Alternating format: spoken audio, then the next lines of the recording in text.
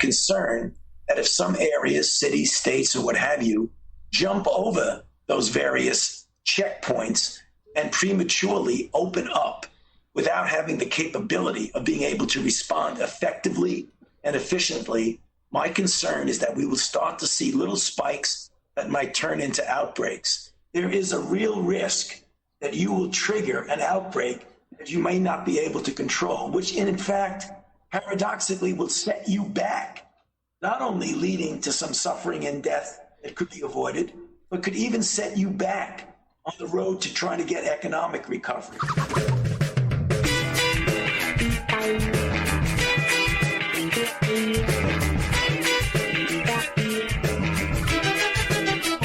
It is Friday, May 15th, 2020. Welcome to Raging Chicken's Out the Coop podcast. This is Kevin Mahoney, editor and founder of Raging Chicken Press. Each week, I usually talk to our Capitol muckraker-in-chief, Sean Kitchen, about the good, the bad, and the ugly in state and national politics. But today, Sean, he just couldn't take it anymore.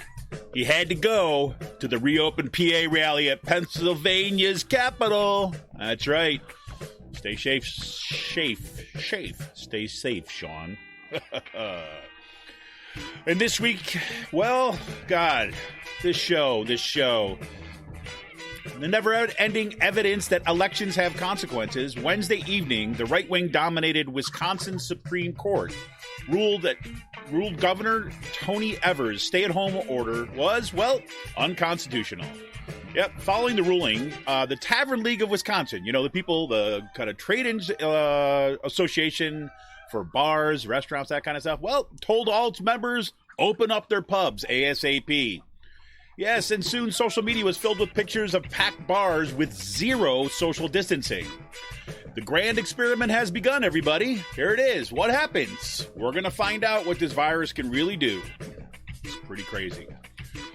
Governor Evers could only say, when he was interviewed by Ali Velshi on MSNBC that night, "We're in the Wild West now."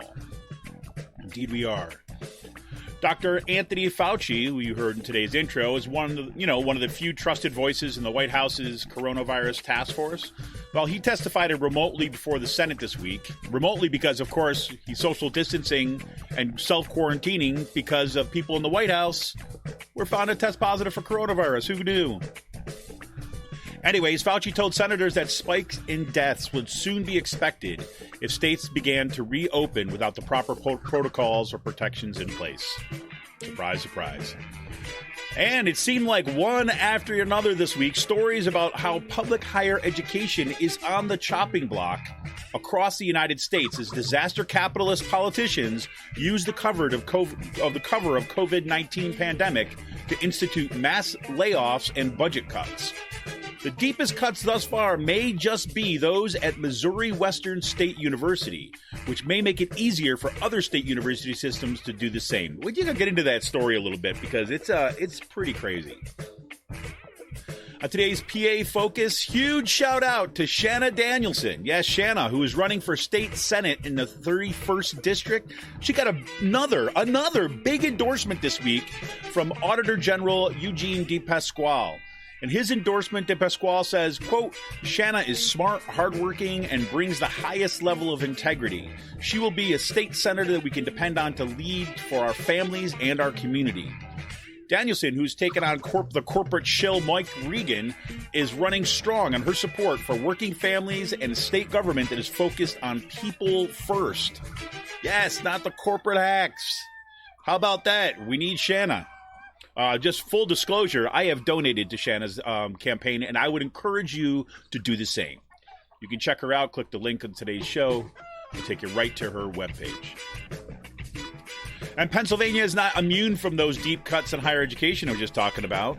Local faculty union presidents at Kutztown University and Cheney University were notified this week that their administrations are considering eliminating adjunct tenure track and tenured faculty, and not to mention some program eliminations too as well. Throw those in too, right?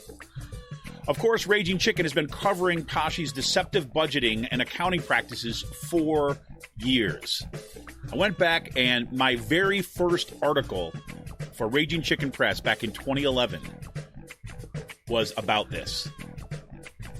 Crazy. Matter of fact, in many ways, we could say that those deceptive budgeting practices and what was going on with the Tea Party victories in 2010 was very much responsible for launching Raging Chicken. Crazy. Well, and Trump was in town. Yep, he visited a medical equipment supplier in the Lehigh Valley on Thursday. His landing at the Lehigh Valley International Airport was greeted not necessarily with a whole bunch of big fanfare, but it was greeted with a caravan of cars protesting his visit. Yes, the awesome folks that Make the Road had organized this action, and there were amazing videos of all along Route 22 in the Lehigh Valley, outside Allentown, between Allentown and Bethlehem, which is packed with a caravan of cars going to protesting Trump. And basically, one of the signs for the caravan summed it all up. Said, quote, Trump failed 3,943 Pennsylvanians who are now dead from COVID-19. Yep. And that number was from yesterday, so we don't have, that's not today's numbers. Of course, there were also dozens of Trumpistas lining the Industrial Boulevard in Upland-Macungie Township, where the medical supplier is. Most of them were not wearing masks. Again, the grand experiment has begun. What can you say? You are an idiot! And speaking of idiots, today, of course, is the big Reopen PA rally in Harrisburg, underway as I record this. Yeah, early images look like every other Trump rally you could imagine. I haven't seen, this is not because they're not there yet, but I haven't seen the big, AR-15s and all that kind of stuff going around yet. But they're going to be there because everything else, it's like the staple of those things. So yes, again, Reopen PA. My favorite sign so far, I gotta say, was "Fear is a liar." Not really sure what that means. And I also find it a bit ironic too. Fear is a liar when you got the entire Trump campaign was built on the fear of the darky from the South, right? The fear of the immigrant, right? These people, let's just give them the shout out, huh? You are an idiot! Yes, but you know what? Those idiots now run our federal government and have been systematically gutting our government, our federal thing, everything public, right? And, well, I'll wait. I'll get into this a little bit. But, yeah, so there you have it. And if you want to have any question that things are starting to boil over, well, here's something from my little hometown here, my adopted hometown, I should say. A 24-year-old man in Percy, yes, my neck of the woods, punched a female store clerk in the face several times after she insisted that he wear a mask in the store. And I got to say, this is this little store, it's a little convenience store on West Walnut Street in Percy. It's a place where I've gone on multiple times, right? I've talked to the owners and things like this, we get ice cream for my kids and things like that there. And yep, there you go. In today's last call, yes, NASA researchers have identified a string of lava tubes in the Hellas Planitia area of Mars. They may prove promising for a future Martian base. See, lava tubes would help protect astronauts from the relentless solar radiation. And again, this lava tube story is not exactly the newest thing, I think, but there was some interesting writing about it this week, and as they're really starting to think strongly about how to do this. And today, one of the largest pieces of space junk in history landed back on Earth on Monday. It was an 18-ton empty core stage from a Chinese rocket that was launched on May 5th. And that came down passed directly over Los Angeles and Central Park of New York before landing in the Atlantic Ocean. They were a little scared. I guess it was the biggest piece since Skylab entered the atmosphere and broke up. And it was completely uncontrolled, right? There was no way that they had doing anything about it. Crazy. And Free Will Brewing rolled out its new online store and began offering shipping to PA addresses. I know I talked about this last week, but I'm just giving them a shout out again this week because, man, they're doing what they can for our community here too as well and producing great stuff. Sun Servants, that tasty Hellas lager, is back in stock and ready for shipping. And I'll have a report back on their sweet cherry vanilla mash, which I mentioned last week, was released last week, and mwah. You can check out their store at freewillbrewing.store. That's freewillbrewing.store. And you can order online, and you can pick it up at the main brewery in Percy, or you can have them ship it directly to you. And if you get together with a bunch of your friends, and you hit that $125 threshold, well, they will ship it to you free. That's right. Free shipping on orders of $125 or more. Pretty good. I want to remind everybody, tune in to the Rick Smith Show, Free Speech TV, this and every Saturday at 7 p.m. Eastern. You stream the show live at freespeech.org or tune in to the Dish Network, DirecTV, or through the Free Speech TV app on Roku. Make sure you download the Rick Smith Show's daily podcast on iTunes, Podbean, or wherever you get your podcasts. He also streams live when he's broadcasting, usually on all the social media platforms. He tweets on Twitter and on Facebook, and that's nightly. I got to check his time, though, because it was at 9 o'clock at night, and then for some reason I saw an earlier stream. I don't know if he's switching up the times on it, so I'll get back to you on that next week. Make sure that you're tuning in. But no matter what, if you can't tune in live, you can always get that podcast. Go check out the Rick Smith Show daily podcast wherever you get your podcast. And I want to thank our newest member, Richard from Bethlehem. Yes, Richard just became a member today, like an hour before I started recording. Thank you so much, Richard. And Richard is tuning in right at a good time, or becoming a member at a good time too, because as I mentioned a couple weeks back, we are now in kind of like beta testing, if you will. I don't know if it's probably like, I don't know, omega testing or something. Our live stream, matter of fact, today's show, I'm actually live streaming. It's not kind of for public view at this point, right? It's but we're testing it out to see if it goes forward and see how it works. Make sure that everything's up and running. This live stream it's also being recorded, and it will be available for members. Members will be able to access that at patreon.com/rcpress. If you're a member, you already have access to this thing. It'll automatically come up in your feed. If you have any problem getting that, let me know. But hey, you know what? If you want a progressive future, we need progressive media, and you can help support Pull No Punches, homegrown progressive media, just like Richard did. You can do that today. Simply go to patreon.com/rcpress and choose your membership level. We're expanding our network, trying things like live streams, going ahead, seeing what we can bring in. I'm looking at doing a call-in show, probably a shorter call-in show, maybe Mondays. I'll have to look into that, where you can actually call in, and it'll be mostly audio, I believe, at this point, so you can check that out. But yeah, we're doing everything we can to prepare for the fight of our future, for the fight of our lives in 2020, and we're all in. We need you. So help keep the media in the movement in the media. Become a member for as little as $5 a month by going to patreon.com/rcpress today. Thank you so much, everybody, for tuning in. And this may be a little bit of a later upload than usual. Simply because I'm just slow moving today. I got to be honest with you. Sean got in touch with me a couple days ago or yesterday. Said he's got to be out of here by 12 because of this a reopened PA rally that he's tired. He's tired of sheltering in place. He wants everything to reopen. No. Obviously not.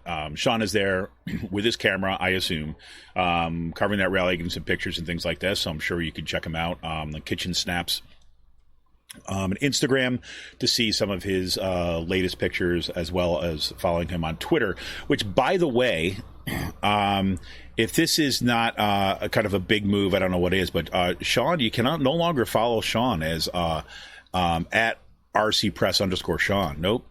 Sean has officially abandoned the RC Press from his Twitter feed. I'm sorry to say, but it's true. Sean, he's a professional. He's making sure that he doesn't have any poor associations, let's say, to operations like this one. So Sean is no longer that. So he is now pencilinger. That's at PENNSYLINGER. That's pencilinger. I guess that's how you say it. And you'll still see his Give Me Breadcrumbs or Give Me Death up at the top there too as well. But it's a big time, Sean, he got his Twitter start with RC Press, became a legend, and now he's moving on, He's moving on. So anyways, Penslinger, hopefully we'll catch you next week. But hit him up and, let him know that you missed him today's show. That'd be great. We'll see. Okay, let's just get into a little bit of this stuff. This is what happened in Wisconsin this week. It really is the grand experiment, right? We know every medical expert is out there has been talking about what happens with the coronavirus, saying that if you go ahead and open up, right, you open up the states, go back to quote unquote business as usual, that is going to lead to an increased number of coronavirus cases, and by extension, an increased number of coronavirus deaths, right? And sicknesses and illnesses and hospitalizations. Now, if you recall, the whole reason for doing social distancing, the whole reason for doing wearing masks in public, for example, this is not to change the nature of the virus, right? Because this does not change the nature of the virus, right? If we social distance and we stay away from things, we kind of close down the schools, we have our kids at home, we work remotely, we wear masks in public, we avoid going out if we can't, we keep 6 to 8 feet distance from people. All that is not to enact something on the virus, to change something on the virus. The virus is the same exact virus as it was before we started these measures, right? This is pretty kind of easy stuff at this point, I hope. So when you stop doing those things, right, and the virus is still there, still waiting, right, hanging out, guess what happens? More people get it again, right? Why? Let's go back to the beginning, because this is a novel coronavirus. Our bodies have not seen it before. We do not have natural immunities to it because we have not been exposed to it before. So we're going to naturally see more cases and more severe cases and more deaths. Right? So, having said that, right, there are people that are really, seriously thinking about how do we get back to some degree of, social engagement or civic engagement, at least, economic engagement and so on. And that's justifiably a concern. Look, I mean, I'm sure I am not the only one who's going a little bit stir crazy, being at home all the time. I'll admit it. I went to Home Depot yesterday to get some rocks for my garden, and I was there for probably like 10 minutes tops. Like I went in, knew what I wanted, they had it, got it, and left. Everyone had masks on. Everyone was keeping social distance stuff. I made sure that I kind of took my mask off, right? I had gloves on and I turned the gloves inside out, and I got home, washed everything down, all that kind of stuff, right? But that felt weird. I'll say to you right off the bat, it felt weird. Even going out to that much. The only places I've really been up until that has been the grocery store. And so anyways, I mean, my point being is that those things, like, okay, yes, I'm at home, I'm doing more stuff in my garden because I need to do certain particular things, but even doing that requires stuff, right? And I think that we would want to get back to some degree of kind of quote unquote openness, as long as we can stay safe, right? The whole idea here is that even if we open and we're safe, more people are still going to get the virus. I hate to break it to you, right? But what we need to do is to make sure that this is not a spike, right, that completely overwhelms our medical facilities, right? I mean, that was the whole reason for doing it initially, not to change the virus, right? As much as Trump and his cronies and, every other kind of like little idiot. You are an idiot! Wants to think that somehow we've defeated this, we've won, right? It just, you don't win against a virus, right? I mean, eventually you come up with a vaccine that hopefully works to mitigate some of the effects. But I mean, like, think about the flu virus. I mean, this is not the flu, right? This is not a flu. Let's be clear about that. But you think about the flu virus, right? And they come up with vaccines every year, and even then, sometimes they miss. Sometimes it's not the right strain that they plan for, and sometimes it's more effective and less effective. It helps, right? But it still is not perfect, and no vaccine is perfect in that way. And there's going to be side effects, right? There's going to be problems with the trials and things like this. So whatever. So anyways, what happened in Wisconsin, right? Remember that we just had an election, right? Not too long ago. And one of the things on the ballot was, had to do with the Supreme Court, right? And the Supreme Court is now dominated, and the Supreme Court of Wisconsin is now dominated by, really ideological warriors, right, on the right. And there was, some folks sued the governor for his stay-at-home orders, basically saying, like you see on all these crazy shows, that, he was, becoming a dictator by using these emergency powers well beyond the time that he's supposed to use them and so on. Okay, that's great. That's fine. That's a nice little fantasy you got going there, but whatever. But they took that lawsuit, they brought it forward. Right. And because that they had put people in place on the Supreme Court in their state who agree with this kind of libertarian far right ideology, they were receptive to that argument. Right now, if you listen to some of the kind of the legal scholars who've been talking about that case, people in Wisconsin in particular, who study law in the state, to say the state Supreme Court's decision was not based on precedent. It was, had scant any case law to back it up. It had to do with a complete reinterpretation of the state's constitution. So, for all those people who are always kind of saying, hey, we don't want activist judges, well, here you go. You got them now. The thing is that as soon as that happened, you've probably seen some of these images already. As soon as that happened, the Tavern Association, what is it called? The Tavern League of Wisconsin, trade association for bars and pubs and that kind of stuff. They basically said to the members, hey, we're open immediately tonight. Let's do it. All right. Go, go, go, go, go. We're going to show them. Right. And look, in some areas, bars opened, maybe a few people showed up. But in other areas, bars were packed. Right. There was a kind of pretty good article in, let me see where it was, in the Washington Post about this. Right. Let me read you just the first part of this if you didn't get it. So it says, on Wednesday night in the heart of downtown Platteville, Wisconsin, just hours after the Wisconsin Supreme Court threw out the state stay-at-home order, Nick's on 2nd was packed wall-to-wall, standing room only. It was sometime after 10 p.m. when long, cool woman in a black dress by the Hollies came over the sound system, and a bartender took out his camera.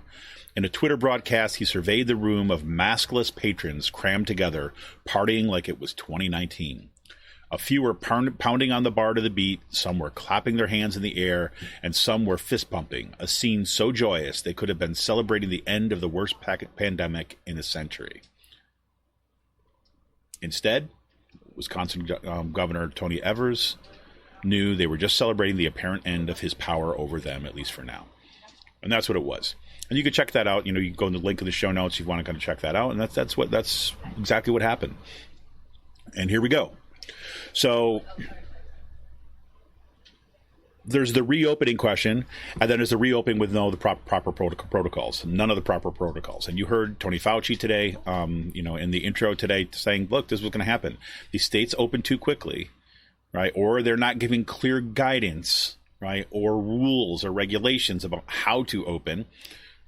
We're going to see spikes. And my guess is going to be, and we've talked about this before, Sam Cedar on the Majority Report has often said that, it's going to be interesting when people start to correlate the data between cases of COVID-19 and deaths and Fox News viewership and Trump voters, right? And we already saw this. We talked about this in the podcast, I think, a couple of weeks ago, where there's some studies already. They're just comparing those viewers who watch Sean Hannity and those viewers who watch Tucker Carlson, both kind of right-wing folks on Fox News. The only difference there is that Tucker Carlson, right, says the virus is real, right, and says this pandemic is real, and Sean Hannity says it's all a bunch of malarkey, to use Joe Biden's word, right? It's all a bunch of fake news. And what happens? Sure enough, you have higher rates of infection and higher rates of death of those folks who watch Sean Hannity. Okay, so now across Wisconsin, we're going to get a case study, because there are some cities and some municipalities, for example, the areas in Milwaukee, and areas of around University of Wisconsin-Madison, who still issued citywide stay-at-home orders or gave more guidance, and they didn't have the massive people packed in bars. There were some, of course, right? But there's going to be even differences across the state, and we're going to see what those differences are. We're going to be able to break that down by kind of voting patterns, and we're going to break it down by Fox News viewership, and we're going to be able to break it down in the worst possible way. We're going to correlate ideological commitments with deaths. Think about that. Just think about that. I don't know about you, but that's not where I want to go. And that instance of what we saw with those live streams from those bars that open have illustrated something that I've brought up on this show several times now.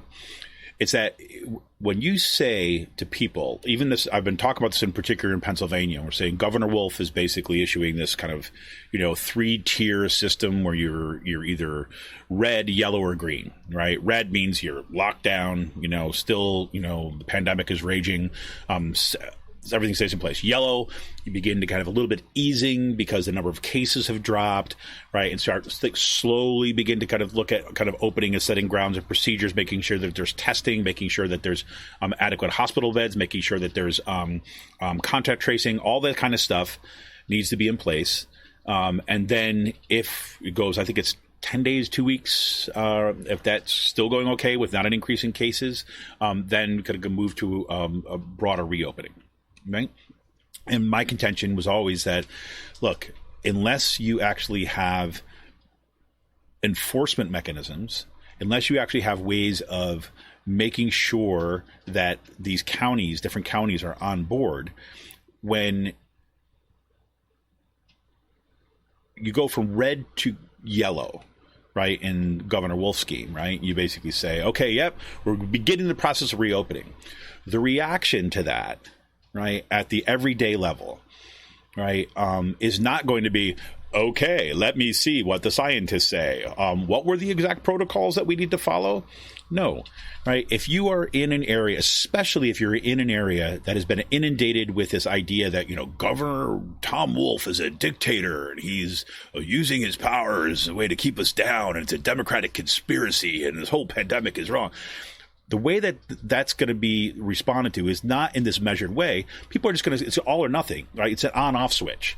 I mean, that's how we think in our culture anyways, right? It's pro, con, either or, black, white, yes, no, right?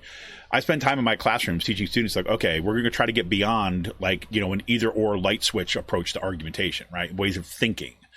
But that's how this stuff works, right? And if you, especially on the right, especially when the Fox News viewership, that's exactly how it is. It is everything is absolutely clear cut, pro or con, either or, this side or that side, right? And so that's what's going to happen. People are just going to flood it, and we saw it in Wisconsin. Perfect example, right? And if you look at what the court actually said, right, it didn't say that the pandemic is not real.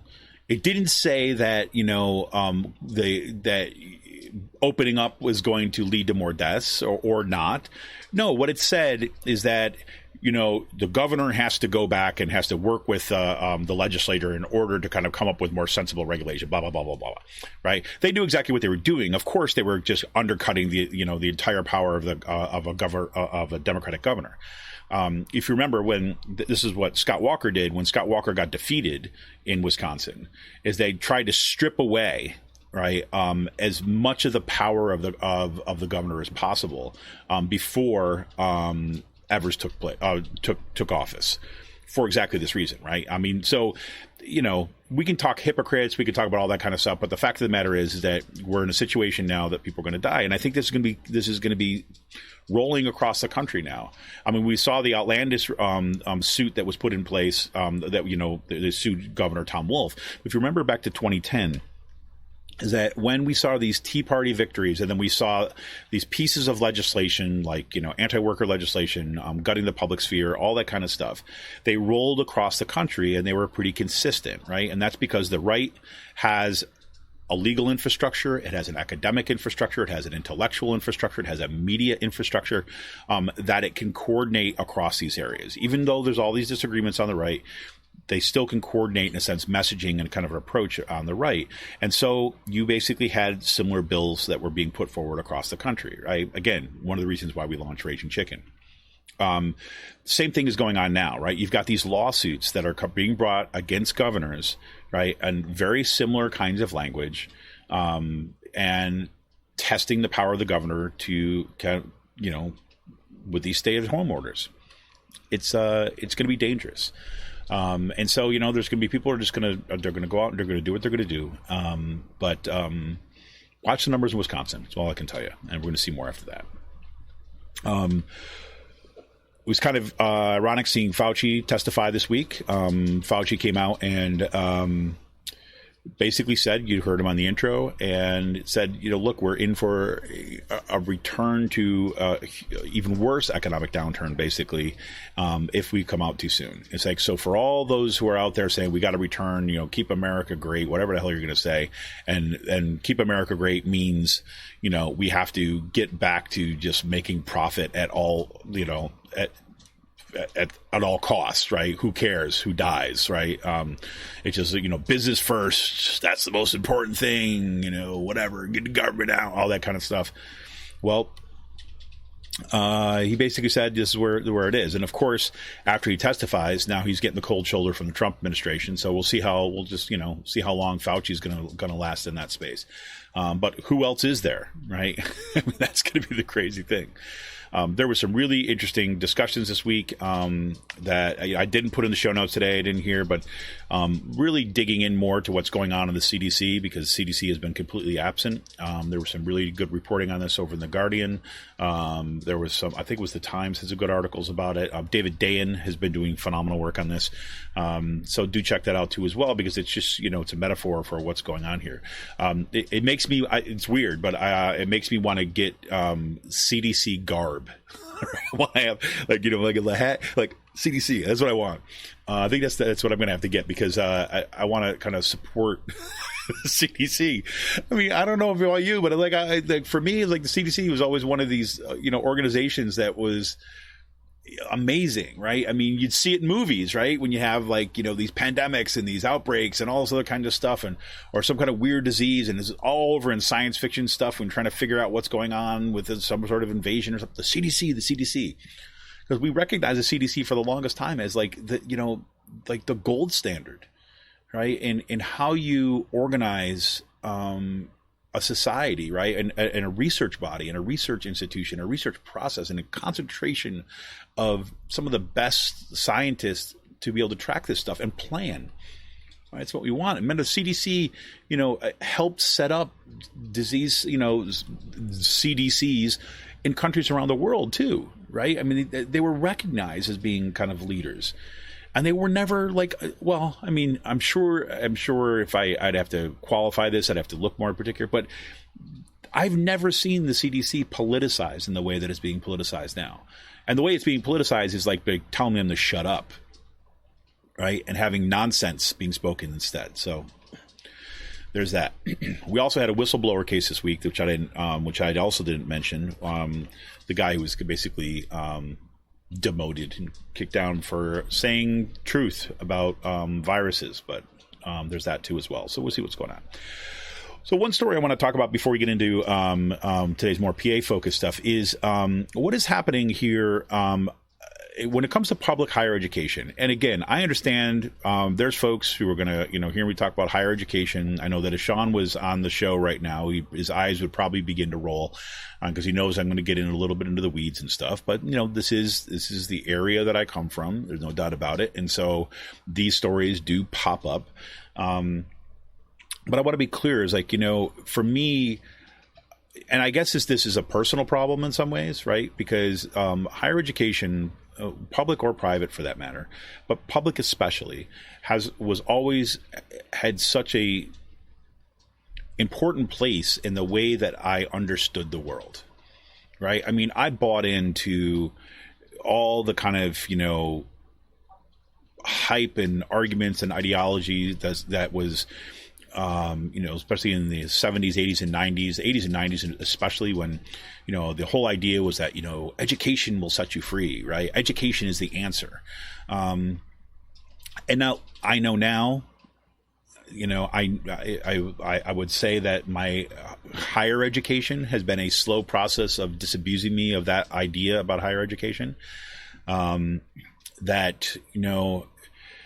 This guy, Paulo Freire, actually I have a shirt on now. It says a Paulo Freire shirt. But Paulo Freire, he was a Brazilian educator who basically came up with educational processes and theories that were about empowerment and were about liberation, which were about collective emancipation, right? I won't get into all the details of Paulo Freire. If you don't know him, check him out. Pedagogy of the Oppressed, right? That's the first book. So, anyways, he why did I bring him up?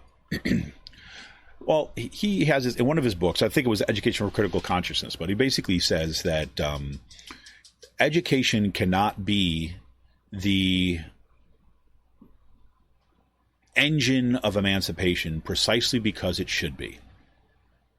All right. And what he meant by that was that, look, if we lived in an equitable society, if we lived in a society that valued human emancipation and equality and the pursuing of, say, sustainable futures, right, of valuing human beings, of doing all that kind of stuff, then education would be that. But education doesn't exist in that future because that future doesn't exist, right? So our education system is necessarily tied to the goals of this society, right? And yes, there's great work that happens for educators across the country and across the world who are resisting that system and so on, but it's still part of that system, right? I mean, it's just like, if you are working in, any place, if you're working in a food service job, right? And you are kind of like, say you're working in shipping and receiving. This is what I did for years, right? You're working in shipping and receiving, right? The receiving of those goods and putting them away and preparing them, getting them ready for those events that are coming up, that is part of that system. Now, we had a union, right? And I helped organize or start, I shouldn't say even helped organize. I learned some of the very preliminary aspects of organizing back then. I was treated to it and I was like, I didn't even know what the hell I was doing half the time. But the union, because it's like, even if you unionize that workforce, where you can't just be told to do, things that are wrong, or you have to have some degree of protections or something like this. And I notice that things are happening wrong, or they say like a manager is abusing another worker, or, they're, using outdated food or something like this. I can report that without fear of losing my job, right? Yes. I could still be threatened and all that kind of stuff, but I can speak up, right? But even my speaking up, right, in an organized workplace, right, I'm still working as part of that workplace, as part of that capitalist endeavor, right? So there's always those kind of limits. So, and you think about with unions, and I believe this 100%, right? Making unions, making them easier to join, right, is an awesome thing. The more we organize, the more that you have workers have power, have concrete power in the workplace, even capitalist workplace, the more that we get toward that goal, right, of getting rid of that structure, right? But you cannot do it without power, organized power, right? And that's always the struggle, right? So no matter what where we're working, if we're, elected official, if we're working in a bake shop, if we're working in higher education like me, right? We can have ideas, individuals, right? We can have ideas about what this thing should be. And there's ideologies about kind of workers and knowledge and higher education, all this kind of stuff. And anytime something comes out and says it's like just a capital G good, right? And it wants us to believe that, higher education is a solution for everything. Not so much. Working class power is the solution. That's it. Right? So until then, we're always in the process of struggle. So anyways, I pay attention to this stuff. This week, stories started to emerge about these deep cuts that are happening across the country in higher education. Okay. And I've said this on the show. I hate doing this, but I've talked about this on the show quite a bit, and I've talked about ways that we can expect that public officials, right, are going to use this pandemic as cover for carrying out deep austerity and transformations of the rest of the things that are public. Right? Higher education, public higher education in particular, is one of them. Okay? So there's a story, this comes from Inside Higher Ed, and it focuses on Missouri Western University, right? Missouri Western State University is probably the worst example. And I just want to read to you a couple things from this article and then kind of talk through it a little bit, and then we'll kind of go into break. But so here's the beginning of this story. Again, this is from Inside Higher Ed. Of all the faculty cuts made during COVID-19 pandemic so far, those at Missouri Western State University may be the deepest. The institution is laying off 31 non-tenured instructors, including some on the tenure track, at the end of this year. 20 remaining professors will receive terminal one-year contracts, meaning that about 1/4 of full-time faculty will be gone by 2021. It's a year. Others will take early retirement. Dozens of majors, minors, and concentrations are being cut too, including English, history, philosophy, political science, economics, sociology, Spanish, French, and the arts. It's hard to overstate how much is changing. All right. So this is a perfect example of this. And, look at that list.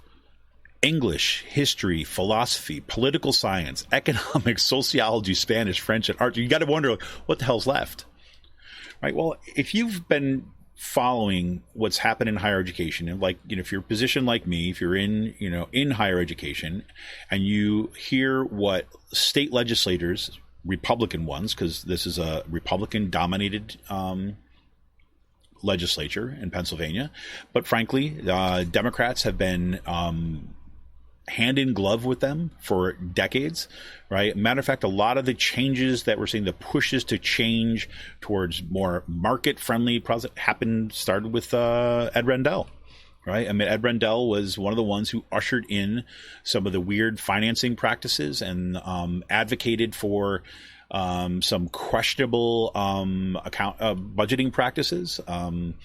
If you go back and read some stuff from Raging Chicken Press, there's this article that I wrote called Wall Street on the Susquehanna, and that is precisely about some of these practices. One was called off-balance sheet financing. I won't get into the weeds on it here, but it was one of those things that contributed to a false sense of crisis, right, and a kind of a shifting of control over budgeting to the dark rooms of kind of the administrative hierarchy. Right. You'll also remember that we have a short documentary. The first time we ever did a little documentary was with Colleen Bradley from Westchester University. And Colleen Bradley blew the whistle on these kind of practices, not just the off-balance sheet financing stuff, but also in basically lying to faculty, staff, and students in the public by creating two sets of books, right? The books that you show to faculty, staff, and students in the public, and the books that you show to your, say, accrediting agency, or you show to each other to decide how much money you really have, right? And she blew the whistle on this. So these have been around for a while, and the move has been to make everything, say, workforce oriented, right? To the point where actually, they want you to say, okay, do your economic analysis of which businesses need jobs and create majors for those particular jobs. Okay. Now, let me say there's some utility in doing those kind of things. Okay. I'm actually part of a major called SMS, which is Social Media Theory and Strategy. And there's a demand for, say, capable, well-trained, critically thinking social media managers for nonprofits, for-profit corporations, and for in the political sphere, right? There's those demands, and we filled a niche, and it's a great program. Okay, but there's that kind of stuff. But to say that everything should be like that is crazy. Because remember that in this country, right, that higher education, there's always been a tension, right? But higher education has had two, primary purposes. Number one has been, yes, those things we hear all the time. You want a good job, you get a job, you get training, blah, blah, blah, blah, right? But even then, that whole idea about job training and things like this, that wasn't the way things used to be, right? You see what happened is it used to get a broad-based education, and then you'd go and you get training on the job, right? They were looking for people who were capable and interested and willing and blah, blah, blah. But you got most of your training, the skills training stuff on the job. And slowly over time, right, what's happened is that corporations have offloaded that, right? They've lobbied legislators, right? They've demanded things from the politicians, and they've slowly offloaded the training that they do as part of their job as a corporation, as a business, and they've offloaded that onto higher education, in particular public higher education, right? Because then state legislators have control over that. They get their corporate dollars, and they get the response, and they can show, look what we did for you, right? Pretty straightforward. So anyways, that's slowly happened. And so now, generally, we used to ask people about going to college. They say, you need to go to college to get a good job, right? Okay. I don't even buy that anymore, but we'll get that another time. The idea is,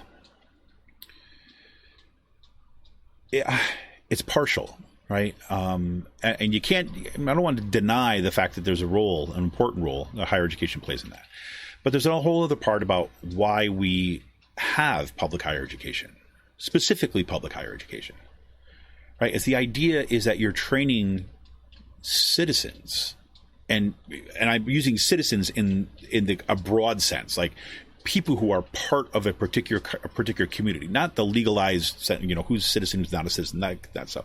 But you're engaged with training that next generation that are going to be effective, critical, kind of critically engaged in the self-governance of the community, right? Not just the leaders at the top, but all of us. So that part of our ethics, part of the ways that we think about, part of the ways that we think about, number one, like, hey, there's a problem in my community. What's the first thing you do? You get with your neighbors and you organize. And then here's some of the ways of critically thinking about how might we strategize about how to do these kinds of things, right? And to be known that here's the avenues that you have to go forward, and you know how to go forward, that someone can't hide the ball on you because you know, right?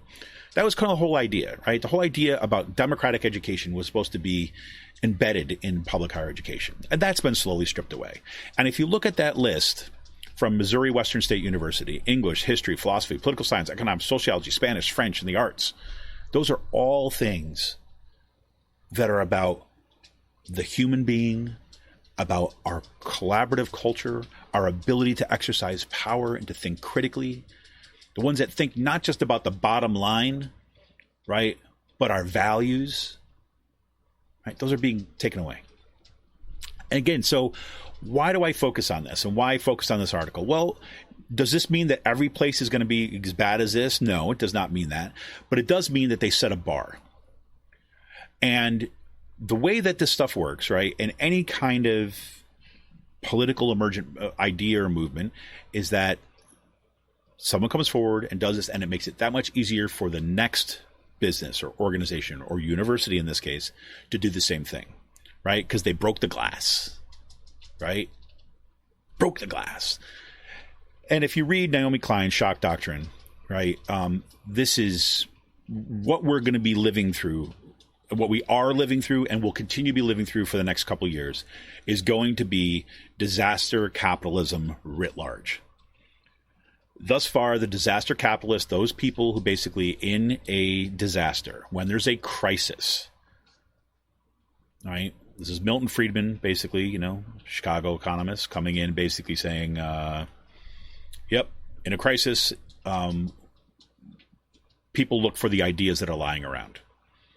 Right? And the right wing in this country has specialized in that process. They've invested in their intellectual, into their institutional, in their media infrastructure, all that stuff, so that their ideas are there lying around and ready to take hold in instance of a crisis.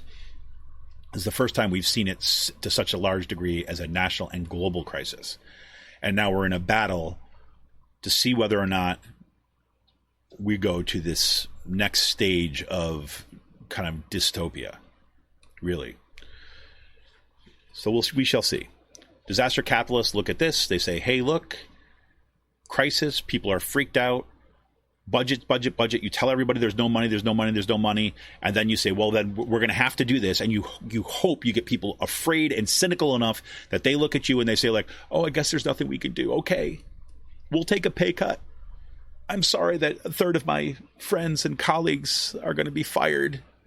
Oh, yes, I cared so much about my program, about English, about history, about political science, but I understand there has to be sacrifices, right? Meanwhile, at the very same moment, Jeff Bezos is about to become the world's first trillionaire, right? That's your lens. They want you to think about a shrinking pie, and they want you to be thankful for the crumbs. That's what's going on. They're basically baking loads and loads of pies, but they're shipping them all to other folks, and we're asked to fight over among ourselves. This is what I'm saying. Without power, without organized, collective, working class power, there is no possibility of getting people to see what we need to transform, right? And education, all the critical education you could possibly have in the world is not going to cut it, right? I just back and forth with a colleague of mine the other day when he was saying, we were talking about this. He said, what do you think this means? We'll get to this in the next segment a little bit. What do you think it means that we're, about this retrenchment stuff? What does that mean? I'm like, so basically, before I read this article, I was basically listening. This is the kind of thing that we can expect to greater or lesser degrees. In my mind, he's like, but that's not even a university, he said. And he's not alone in saying this. It's just kind of a caution. And I said, yeah, but you know what? My idea of what a university is, his idea of university is another colleague of mine, which she was saying the same thing. That is not the idea of the university that is, inhabited, right? The people who run our universities don't think like that. They think like bean counters. They think like disaster capitalists. And they think about bringing more power and control to themselves. Right. And, frankly, I've gotten really upset with our own faculty union, for example, because at the very moment where organized power is of the utmost importance, right? Our union decided to go with things like, shared interest bargaining, or whatever the hell you want to call it, right? The idea that, we're going to be friends with management. We can work out things that we all work on together, right? It's such a fundamentally misreading of our moment. And it's happening locally. It's happening all that kind of stuff, right? And there's going to be faculty members, I guarantee you right now too, as well. And this is where faculty and workers of all sorts. But I look at it like this: it's like sometimes we're our own worst enemies, right? Is because yes, you've got those disaster capitals up there, but you also have opportunists, right? You also have people who have got their own vision about how they want things to be locally, very small, right? And they have resentments against other workers, right? Or other departments or other areas. And they think that they're not getting their or their idea is not what it is, and they want other people to be like them. And so they inch their ways into kind of little positions of power, whether it's within a faculty union, whether it's with the administration, whatever it might be, right? And they utilize that. They use the language of, working for everybody in order to assist in the restructuring of that university, right? And ultimately, they don't give a shit about who pays, right? It's such an anti-solidarity move to basically look at fellow workers, right? Work at people that you work with, your colleagues, resent them for it, and then try to make them pay, right? But that's what happens in these moments, right? And so expect more of that too as well. Not only is it going to be more strained, right? It's going to get more tense, right? And it's going to be more infighting. It's like read Frantz Fanon about what happens, right, in cultures of violence, right? Wretched of the Earth. Read that. You're going to see he talks about horizontal violence. And obviously here we're not talking about guns and knives and things like this, but it's a similar process. When we live in these situations, we take our cues from the way that those folks operate, and we end up, even unconsciously, acting in those ways too as well. Unless we have some sort of countervailing force, like an organized, powerful, militant union, right? So there you have it. So definitely check that out. I have to give kudos to Gary Rhodes. Gary Rhodes is someone, kind of a writer that I followed for years. That talks about, basically, what the free market is doing to higher education. He's looking at what capitalism is doing to higher education, all this stuff. And at the end of that Inside Higher Ed article, this is what he says. He says, Gary Rhodes, director of the Center for Study of Higher Education at the University of Arizona, doesn't have a crystal ball either, of course, but asked how unique Missouri Western is among the many fiscally strapped colleges and universities now navigating the pandemic.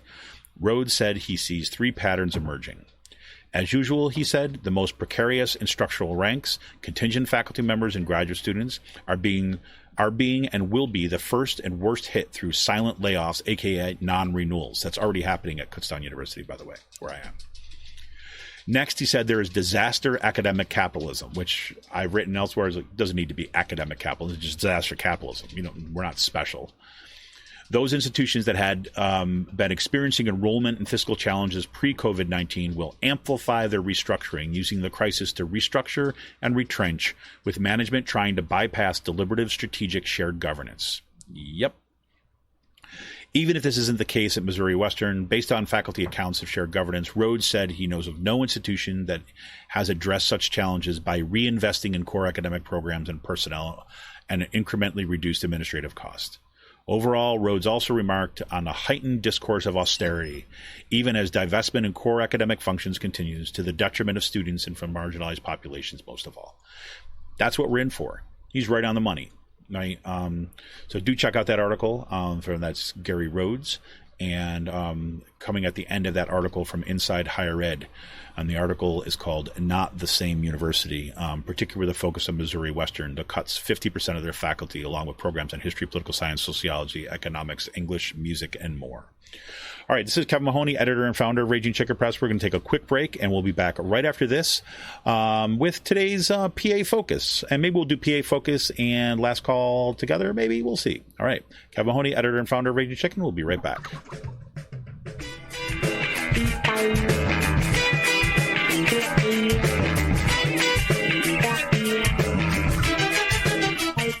I'm Rick Smith, and this is Labor History in 2. On this day in labor history, the year was 1917. That was the day of the founding of the Library Employees Union of Greater New York. This was the first public library workers' union in the United States. From its beginning, one of the key efforts of the union was the fight for equal rights for women and men in the library field. Maud Malone was one of the leading spokeswomen for the union. She was also an active supporter of the campaign for women to win the right to vote. The union leaders worked to build relationships with other women's rights organizations. According to a report on the first 2 years of the union's activities, the union arose out of the need to remedy the particularly bad working conditions and wages of librarians, especially in the public libraries of the city. The union wanted to improve the promotion system, especially for women. In order to strengthen their cause, the union leaders corresponded with libraries as far away as England, France, Australia, Africa, and South America. These exchanges centered on discussing the library question from the union point of view. Promoting the union point of view to library workers proved to be a tough task. The union tried to convince library employees to think of themselves as workers and part of the working class. The union advocated for library employees to be included as part of the city's civil service system. But many of these workers thought of themselves as professionals. And in the end, this hesitancy to buy into the idea of unionization led to the downfall of the Library Employees Union, which ended its efforts in 1929. Labor History in 2 brought to you by the Illinois Labor History Society and The Rick Smith Show. For more information, go to laborhistoryin2.com.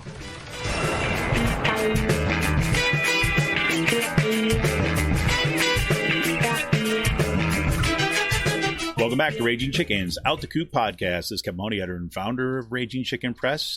Here, going solo once again today. Sean is at the Open Up PA or Open PA or Reopen PA rally, wherever the hell it was called. The place where you can hear shouted from the buildings surrounding the protest. Wow. I really would like to put that on blast around some of these protests. It'd be great. Anyways, but we'll start with some good stuff. First of all, kudos, shout out here to Shanna Danielson, is running for the state senate in the 31st district. That's kind of, if you look at Harrisburg and you go kind of Harrisburg to the west and south a bit, right? She's in that area, Carlisle area, that kind of stuff. Shanna is awesome. She has run before, and she has just kind of built up more steam. Now she's running against, of course, Mike Regan. Mike Regan has been like horrible when it comes to environmental impacts, when it comes to kind of gun legislation, when it comes to union support of working families, when it comes to immigration, when it comes to, you get the idea.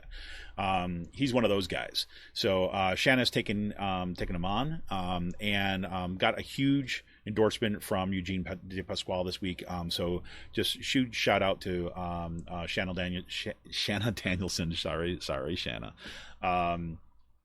And if you can help her out, you can donate to her campaign. It's that, like I said off the top, I've donated to Shanna's campaign. I think it is one of the races that is most important in many ways, because it looks like it is going to be not only winnable, right, but it would represent a significant shift in a part of the state.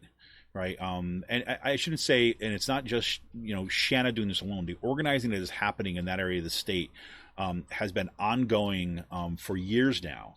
And it's been amazing organizing. And Shanna comes out of that. I mean, she comes out of the Mothers Demand Action and has not stopped. She's a teacher. She's got some great videos of her playing the flute with her students on Zoom up online on her Facebook page, which is a lot of fun. But if you can, go to shanna4pa.org. That's Shanna, that's SHANNA, Shanna4pa, one word, .org, Shanna4pa.org. And you can check out her campaign, and you can click donate right there to help out her campaign. She's already raised over $40,000 ahead of the June 2nd primary, and she is just on fire. So get out there, donate to Shanna Danielson for Senate if you can, for state Senate. And again, it's Shanna4pa.org. Trump was in town.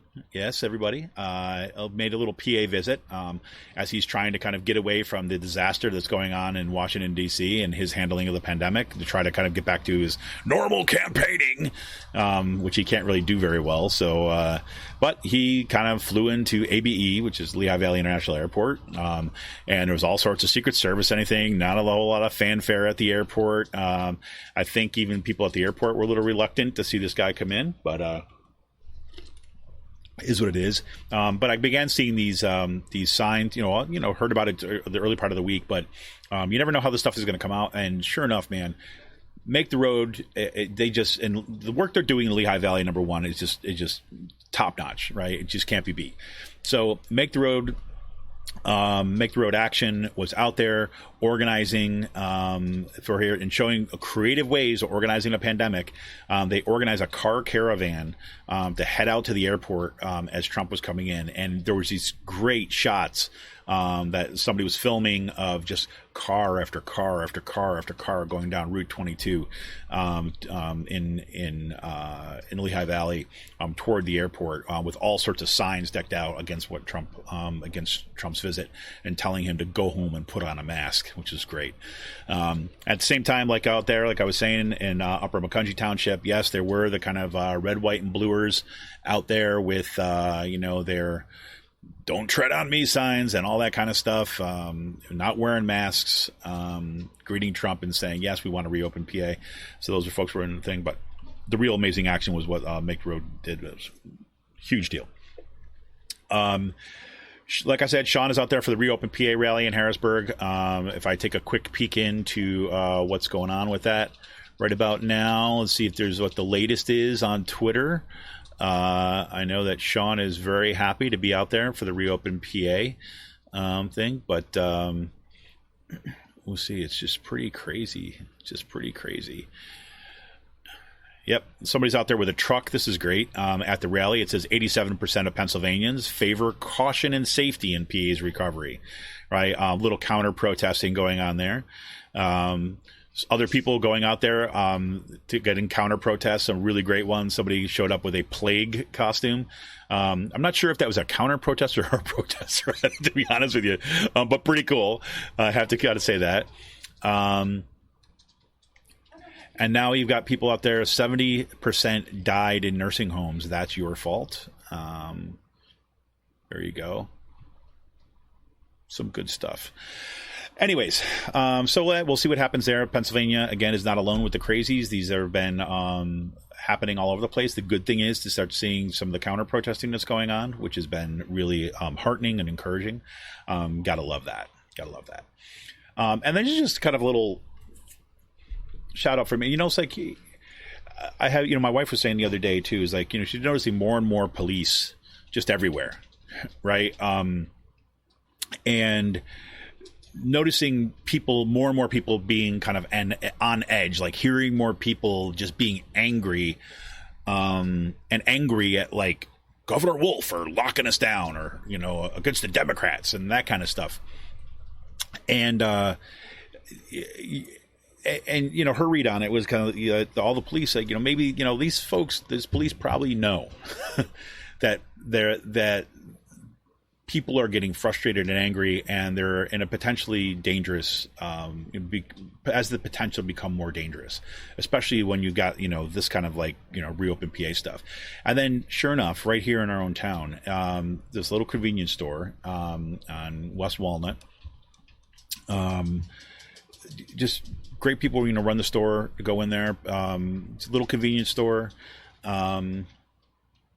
They walked in there, and the woman was like, "Hey, look, if you're going to be in the store, you got to put your mask on. You got to put a mask on," right? And he refused, right? And she insisted, and then he repeatedly hit her in the face, right? And said all sorts of stuff, about like, dictatorship and all this other kind of stuff. And there you go. It's like right there. Now he was arrested. They found out who he was. He's arrested. If you want the details, you can go look it up in the show notes. I'm not going to talk about it. I don't want to give this guy any more publicity than he deserves. But that's kind of where we're at, right? You got these people who are steeped in this kind of like, anti-government conspiracy theory stuff. And then you add into that whatever alcohol and drugs. I have no idea if that was involved or not, or if it was just pure ideology this guy was stoned on. But that's going to happen. And you listen to what happens at these Reopen rallies, and you listen to what some of the things that people say. That degree of anger is there, right? And again, these people are a minority. Right, these people are a small segment of the population. Sean is always quick, to respond that, hey, look, if you look at the polling data, right? Like Trump's numbers are tanking. Like the support for these policies are tanking. The vast majority of people don't want everything to open up really fast.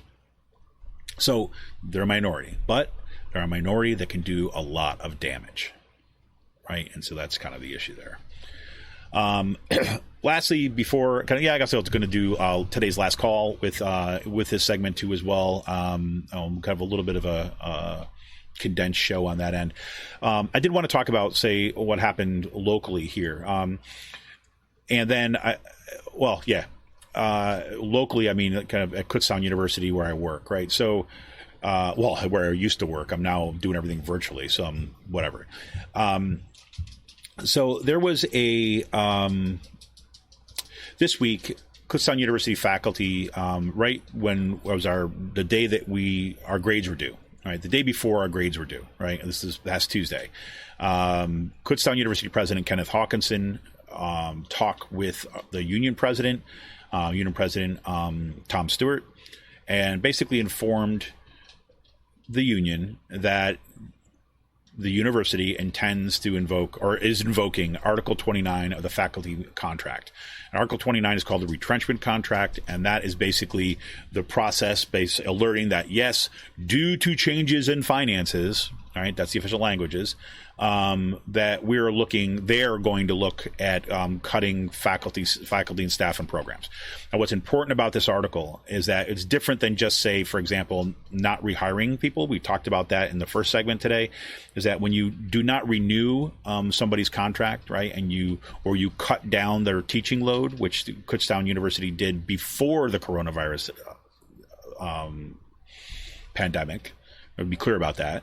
This was going on before. Remember, Kutztown University president and provost had told the faculty union, and we kind of talked about this. I've put up this, I've shared the file, the actual document in the article about this, that they were expecting to cut 60 faculty members at the university, right?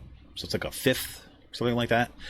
They were looking, and they wanted to get rid of them, yes, through attrition and retirements and all this kind of stuff. And of course, we've got a retirement incentive, which means those people that retired, those lines will not be replaced. So you were essentially getting rid of faculty and cutting the faculty as a whole, right? And then they took adjunct faculty, which I also wrote about, and they reduced them from full-time status to part-time status.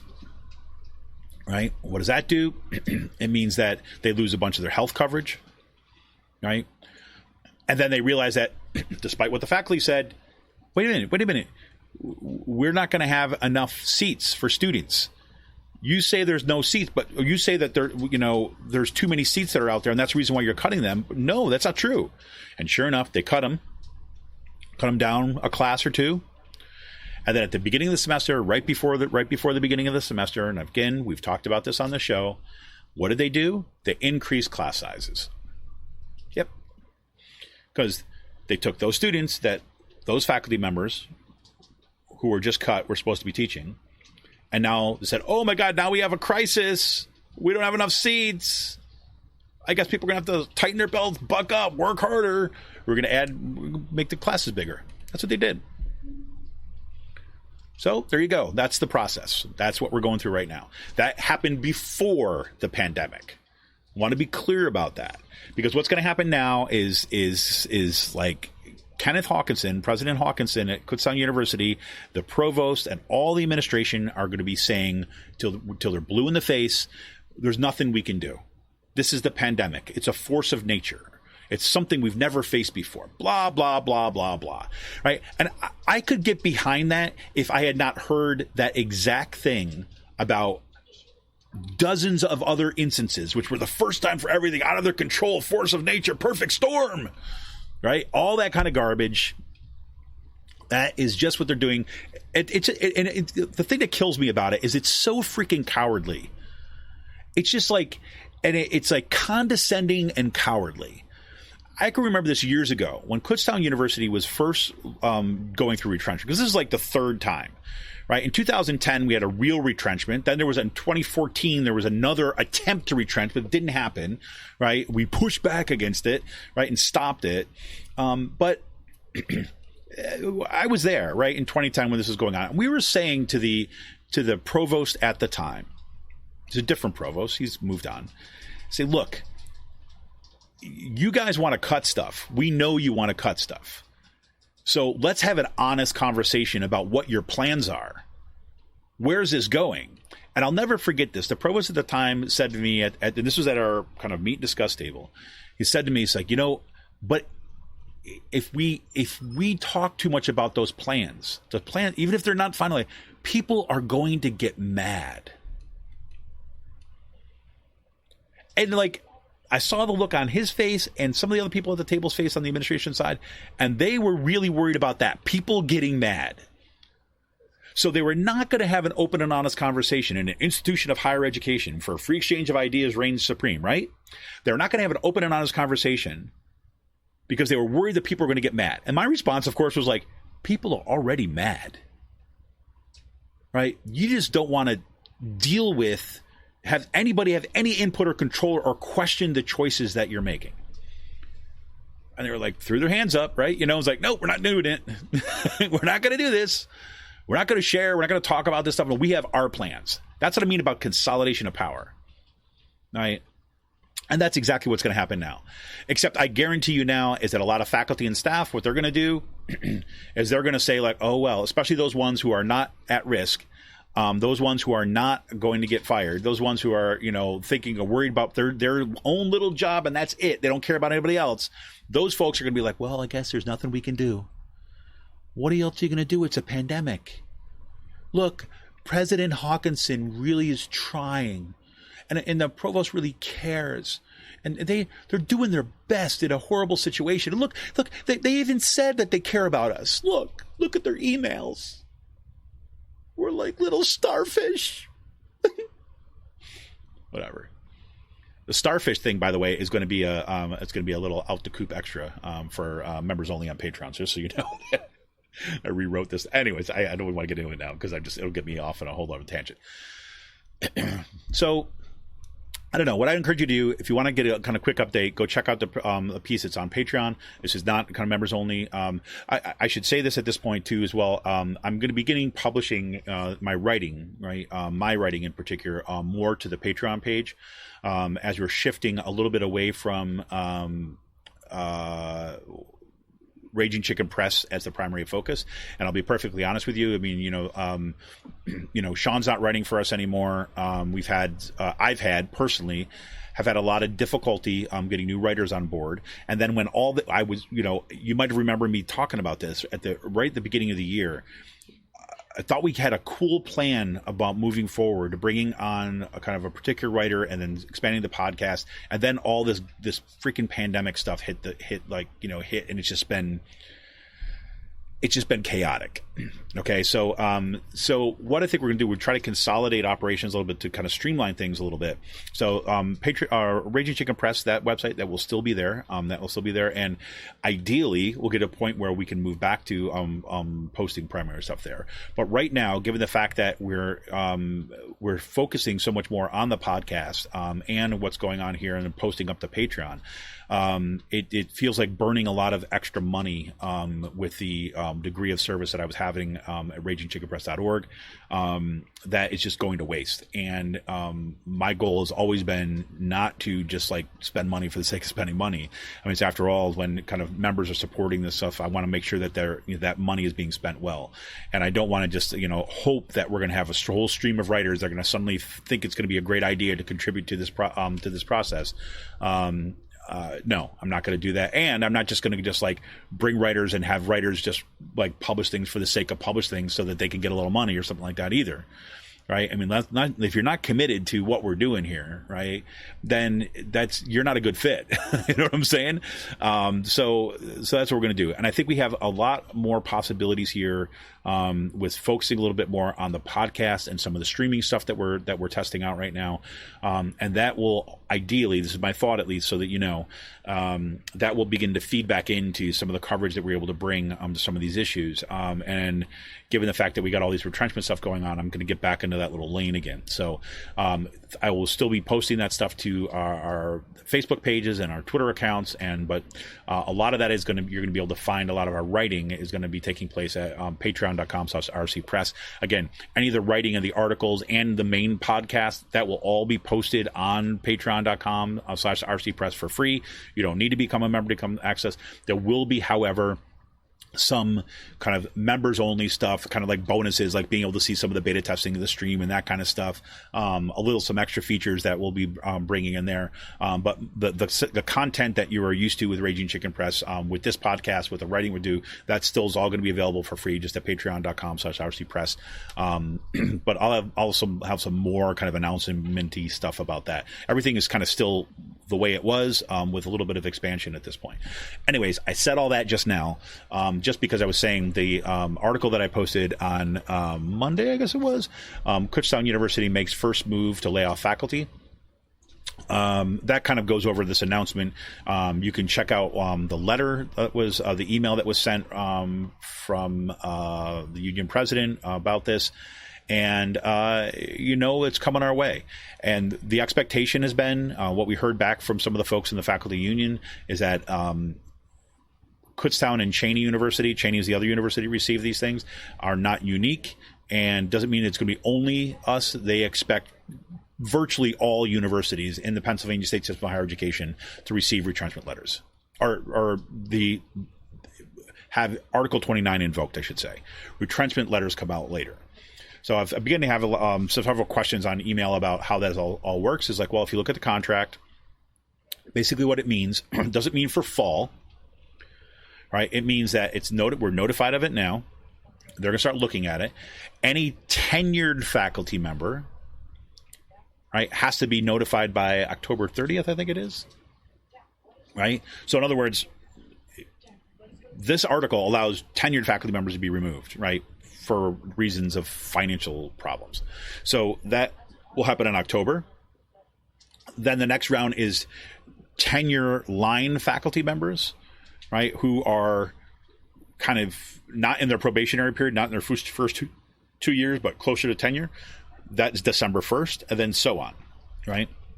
The worst thing is, I can't remember what the deadline is exactly. I want to say it's May, maybe it's March, that adjunct faculty get, of 2021, right, would get notification, right? They're the last to be notified, and they're the ones who are most precarious. That's a problem, right? Because it's like you need a job come the fall, right? So just like Gary Rhodes said, the folks that are most at risk, most precarious, are going to be one that are going to feel it the worst. But retrenchment and what they're able to do with this Article 29 because of the pandemic crisis, because of using that as the disaster and the disaster capitalism, what they are going to be able to do is they're going to be able to kind of eliminate sections or parts of the faculty that they can't normally do that without due process. Right. And my guess is that we're going to see consolidation of departments. We're going to see the reduction of the numbers of programs. We're going to have a strong push to put more and more programs online and reduce this. And there's a little secret about this. I was thinking about this last night. Because one of the things that following this budget stuff for a long time has revealed is that you start to see these little areas. You start to hear from people, let me put it that way, about aspects of the universities and some of the financial stuff. The people who have been raising concerns for a long time, but nobody listens to them, right? So when I was looking at Westchester University, if you remember, there was a period of time when Andrew Dittman, right, and Tomlinson, right, state senators, right, down there in Westchester. Dittman, a Democrat, by the way, right, and also on the board of trustees of Westchester, used to be at least. They were proposing seceding from Fauci, right, because their university is doing great and they don't want to be dragged down by everybody else, right, and they weren't getting their way for a whole bunch of things, right. And so one of the things that was interesting about that is that we found that, and this was true also in Colleen Bradley, right? When Colleen Bradley came out and kind of blew the whistle about what was happening within at Westchester University and the rest of Fauci about their deceptive budgeting, What also was interesting is that she found, and other folks have found, that the university was kind of deferring maintenance or was not upkeeping certain buildings. Okay. And they weren't upkeeping those particular buildings in part because when they were looking at seceding, there's some sort of rule that if they left the university, they'd have to pay for the property, right? The real estate and the buildings. And so they were looking to kind of suppress the market value of those particular buildings and those properties by not taking care of them. It was freaking sick, right? And we had some of the documents for it, right? So it's like, but that just kind of occurred to me, right? What is an untapped source of money at the state systems of higher education? Like, how do you turn things that are not liquid assets, like money, right? How do you turn things that are more permanent assets into liquid assets? Well, real estate is one of the key things. If you look at the property of the state system of higher education and the buildings and the backgrounds, right? My guess, my money is on some of the fact that they're going to start looking to outsource even more dorms, some more buildings, more areas, and potentially even sell off assets, like sell off land, sell off buildings. And they can accomplish that if they force enough programs to go completely online, where they can say, hey, look, we don't need the buildings anymore. Or maybe they'll say to companies, hey, look, we've got these empty buildings now. How would you like to set up shop on our campus? And since you're setting it up on our campus, you can call it a research thing and you can get a tax break for it. I have no information about this at this point. I just got this nagging feeling. It's come back to me about 4 or 5 times now the past few days, enough where I'm starting to pay attention to it and trying to dig into this a little bit. So watch for that. Watch for moves, and that'll happen probably at the legislative level, because you remember there were a couple bills that were being proposed from the chancellor as a way of kind of shutting down particular universities and for him to take more control over eliminating programs or forced consolidations, all that other kind of stuff. Watch for that. That's going to be interesting. Interesting in, of course, like, the horrible way, right? I mean, like, just thinking about how those people think and what they're looking at. I would put money on it. Not a whole lot at this point, but I put money on the fact that's something they're looking at. Anyways, so do check that out. Do check out my article. It's Kutztown University makes first move to lay off faculty. It's been posted to Facebook and to our Raging Chicken Forum group in Raging Chicken Raging Chicken Forum Facebook group. It's in there too as well. It's on Twitter, and it's up at patreon.com/RC Press. You can check it out. Last thing I want to do before we anything else before the break? No, I think that's good for now. But let me just kind of go run through some quick stuff in today's last call. Last call. We'll just throw it all into one. A couple cool stuff. Just following these articles this week about the string of lava tubes in Hellas Planitia and Mars, where NASA researchers are identifying those as potential areas where you could set up settlements. I find it interesting that this is coming back into the news. This was a few years back when there was a first uptick about going to Mars, and people were talking about this stuff. The fact that it's coming back now, I think, has everything to do with the way that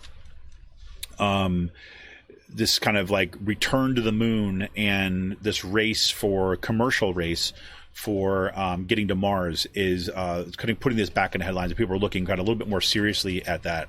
My guess is that you're going to have probably some rovers that are going to be exploring some of these areas to check out what these lava tubes and how stable they are, because that's, of course, what they need to do. Because a lava tube, have you ever seen those before? It's basically, places in the Earth, well, in this case Mars, where where there were eruptions and lava would flow kind of underground or through these cracks and would come out of the side of a mountain or whatever it might be. And then once the lava stops flowing, right, they harden and they kind of form like tubes. And of course, you got to deal with solar radiation if you're going to go to Mars, or even for the moon for that matter. I know they're looking for these kind of tubes also on the moon, and to set them up at Hellas Planitia. Thing that I learned in this article, you can click on it in the show notes, you can take right there, which I didn't necessarily know before, is that there's more radiation in Mars. There's more radiation, solar radiation at the poles than there is by the equator, and Hellas Planitia is actually by the equator. That just might be something that just kind of just went over my head before in the past, but nonetheless, kind of checking it out. That was kind of cool. So that's happening. And then the fact that we've got these large pieces of space junk that are falling to the Earth, or this one, 18-ton one, that was, could have, in slightly different trajectory, hit Los Angeles or hit New York. That's pretty crazy. Check that out too as well. And most of all, for Free Will Brewing, I want to talk a little bit about them today. As you can see, I'm sporting the Free Will hat this week. Even more shout out to the folks down at Free Will. Free Will, the Sun Servants is it's a Helles lager. I'll tell you a little bit more about it. That is back. They just kind of produced some more. It was out of stock. It's back in stock. Give you the description here. It is it's a Helles lager brewed with a base of Pilsner and a variety of specialty malts, hopped with laurel, and then cold conditions for weeks. Notes of floral honeysuckle, white grape, lemon, fresh bread, and hay. It comes in a nice sessionable 5.1 ABV, and it's delicious. It really is. It's a great, especially the weather's supposed to tick up this week. It's to get nice and warm. So I'm looking forward to it because that's a perfect drinking beer for this. Of course, they also have their mango wheat, which is out there, which I've talked about on the show before. The other one I want to give you, that I do believe they still have some left. I should actually go to it right now to check it out. But they have, last week I mentioned they had a release of the sweet cherry vanilla mash. Okay, I am a huge fan of Free Will's mashes. They do all these fruit mashes all summer long, and they've extended that summer like on both ends. But this sweet cherry vanilla mash was great. I tell you, and it hit the spot. I don't know if I'll have to come back to it, in a few weeks and have it again after some of the other mashes are here. I don't know but for whatever reason, it really hit the spot. I saw some stuff on Untapped that were saying they call it syrupy, and there is a little bit of that, right? And so depending on whether that bothers you or not, I guess some people that bothers them, doesn't bother me so much. But what was really nice about this is that you get this. It does have that sweetness, like right off the bat, right? You get this kind of sweetness that's there, and you get that vanilla. But what's really nice is that kind of like those cherries, right? The tartness of the cherries really kind of comes in at the end, and really cuts nicely. It was really great. I love it. So sweet cherry vanilla mash, I think that comes in at 7-point-something ABV. We don't have it right here, but do check out the Free Will store. They are now taking orders. Right, they redid their whole online store. If you order over $125 worth of stuff, they'll throw in the free shipping to wherever throughout in Pennsylvania, which is pretty awesome. Or you can just go pick it up there, right in the Percy tap room pickup. Right now, it's also a good feature of this, which is why I got the hat on, is that as part of the redo of the store, they've broken down that store. You've got the cans, you've got the bottles, and remember they have phenomenal sours. I should actually say this. Let's see if I can find this one. My brother and sister-in-law just got me a really awesome bottle. I'm just not seeing it here on the in the store, but it was a pear one, which looked freaking awesome. I haven't had it yet. I'm waiting for that one, but we'll check it out. But anyways, they got it broken down to cans, bottles, merchandise, and other. And so in the merchandise, you can get hats, you can get glasses, you can get t-shirts and that kind of stuff. And in other, which is kind of cool, one, not only can you can order like a sixtel, right, a small keg, right, if you want to do that. They have Kragel and sixtels, and they also have mango wheat and sixtels. That is a $105 and $100 respectively, right? So and you get like a $30. The price includes a $30 deposit, so you get that back afterwards, right? So if you're having a little small gathering as everything opens up, right, there you go, or you just need something for your fridge. But the coolest thing, I gotta say, they have used wine barrels for $55, right? They're and this is how they're described: good condition, dumped and rinsed wine barrels. They have different sizes, but about 24 inches across at the head and about 35 inches tall. So if you're looking for something cool, I've been like playing around with this kind of like garden ideas, side table ideas, and that kind of stuff. But they have barrels for sale. I thought that was freaking awesome.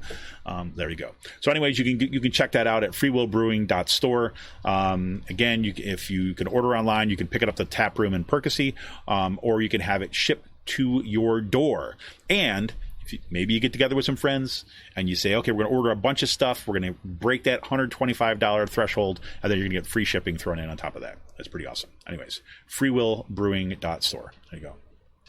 Anyways, that's just about do it for us this week. I hope I didn't bore you to pieces with all kind of the education talk today. Sorry. I know that Sean doesn't listen to the show anyways, right? So he's not going to know. But he'll just probably feel some sense of relief in himself at this point that he didn't have to be here and kind of listen to this, right?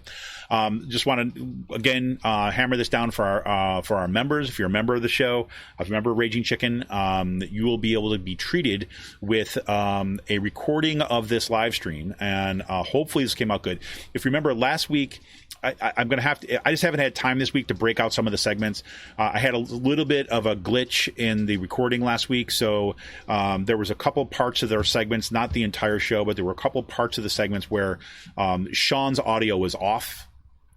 And mine was on, and that's just my human error, kind of figuring out just that kind of the process of running OBS live streaming and running OBS and doing our show into as well, making sure all the buttons and things are clicked, whatever. But so, yep. So I hopefully I'll break out a segment of that show and I'll post it up for members only too at patreon.com/rcpress. The full video of this live stream from today will be available at to our members at patreon.com/rcpress.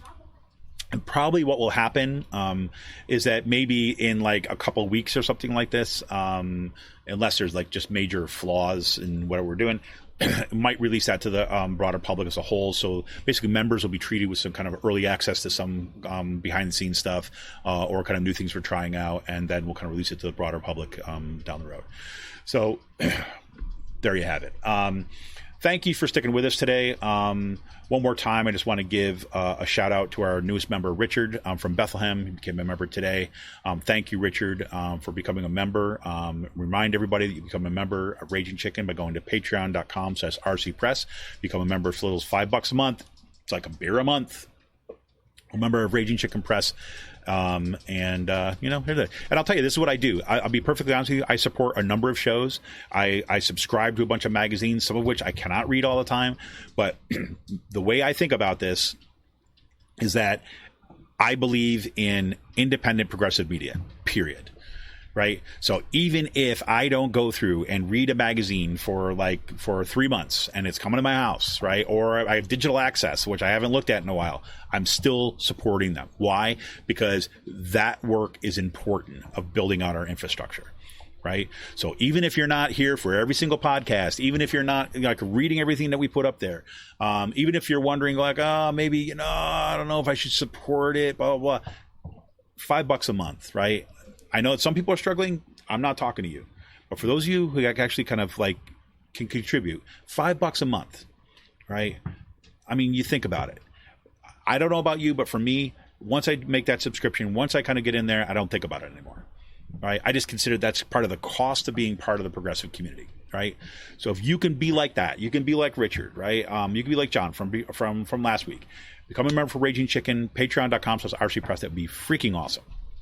Anyways, this is Kevin Mahoney, editor and founder of Raging Chicken Press. Thank you all for sticking with me. Looks like it's going to be a freaking awesome day, or is already an awesome day outside. So I'm going to get my butt outside. And we hope that you're able to kind of enjoy the weekend too as well. And let's hope that we start making some progress in getting us all in a more sane place. See ya!